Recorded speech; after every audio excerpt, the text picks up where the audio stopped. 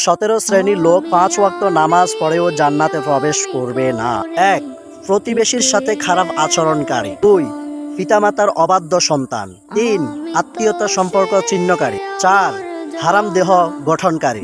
5. উগ্রতা অশ্লীল ভাষা ব্যবহারকারী। 6. যেই শাসক প্রজাদেরকে ধোঁকা দেয়। 7. অন্যের সম্পদ আত্মসাৎকারী। 8. উপকার করার পর খোটা দানকারী। 9. ছোখলখোর, যে অন্যের দোষ বলে বেড়ায়। 10. নিজের পিতামাতাকে বাদ দিয়ে অন্য কাউকে পিতামাতা হিসাবে মেনে নেওয়া। 11. দাম্ভিকতা বা অহংকারকারী।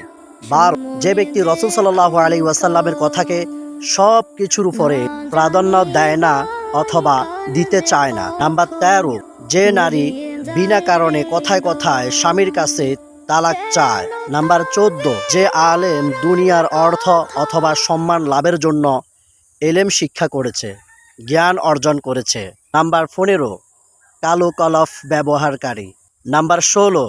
লোক দেখানোর উদ্দেশ্যে আমলকারী। 17. যে ওয়ারিশকে সম্পত্তি থেকে বঞ্চিত করে। হে বিচার দিবসের মালিক, আপনি আমাদের সকলকে উপরোক্ত সকল পাপ কাজ থেকে হেফাজত করুন। আমিন আমিন সুম্মা আমিন।